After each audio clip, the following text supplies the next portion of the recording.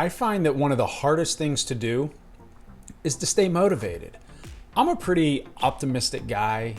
I'm a pretty focused, goal-oriented guy. But even I have days where I don't want to get out of bed, or I'm not feeling very productive, or things just happen, and it affects your mood, maybe has you a little bit depressed. And I think motivation is the wrong word that people should be striving for, because most of our motivation comes off of emotion, and emotions don't last, okay?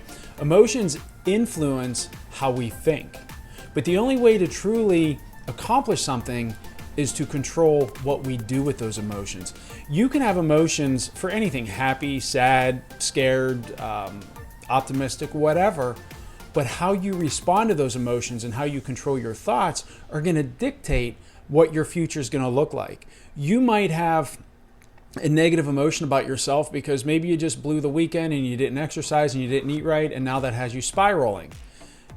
Or maybe you spent too much money on something, or maybe you had a conversation with somebody and you said something that you wish you didn't. Now that all creates emotion within us. But now you have to decide, what are you going to do with that emotion? Are you going to let that emotion consume you?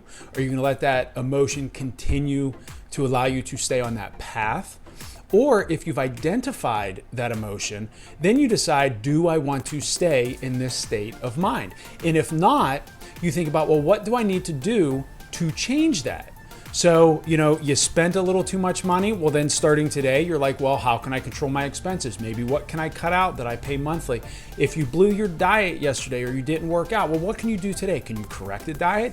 Maybe you're overcoming something. Maybe it's an addiction, and maybe you're trying to quit alcohol, but you had a drink. Well, you know what? That's okay. It's not the end of the world, but it's what you do when something happens. So it doesn't matter what you're dealing with. The emotions are going to happen. Allow that to happen, and then decide what you're going to do.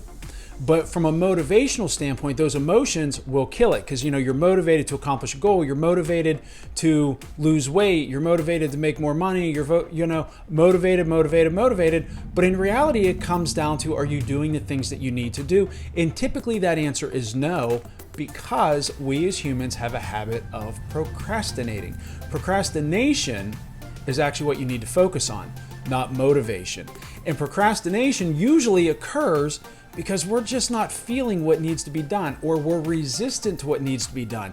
We as humans inherently are resistant to change. So when we don't want to do something, or if something makes us feel a little uncomfortable, we find a million other little things to do to occupy our time, to make us feel like we're doing something, maybe get a little bit of that dopamine, to feel like you're accomplishing something, but when in reality, you know that you're just putting off the things that you need to do to get the results that you want to get. So motivation, procrastination, all these words that people use in videos and books and seminars and all that stuff, it really comes down to figuring out, what do I want? What do I have to do to get it? And am I willing to do it? And then consistently do it day in and day out, even when you don't feel like it. But it's so important to understand that you're not always going to be perfect. You're going to make mistakes. You're going to fall short. Nobody is perfect. Even the best athletes have failed more than they have succeeded. Michael Jordan missed far more shots than he made. You could go through any sport, all the cliches, but it's true. But the more at-bats that you take, the more swings, the better the odds of you hitting.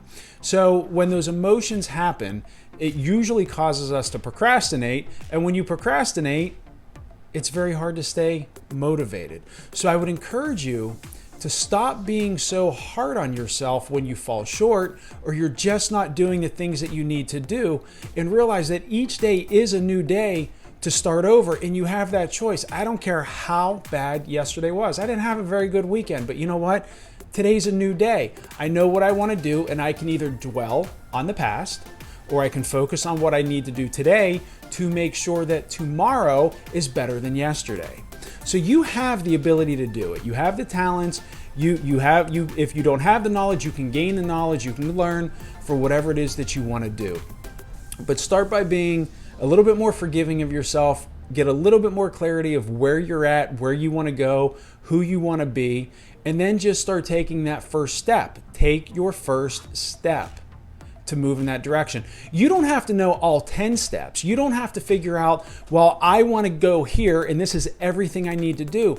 You can't do that. That's going to make you, paralysis from analysis. You just take the first step and let things unfold and develop as you go, because it's not going to go perfect. It's never going to go exactly as you plan it. So the emotions that we have usually dictate where our results go, because we fail to control how we respond to the emotion. So as you go through this week, I would challenge you to pay attention to your emotions each day, pay attention to how you're feeling, and then make an effort on your thoughts and your actions that you take if you don't like the emotion that you're in.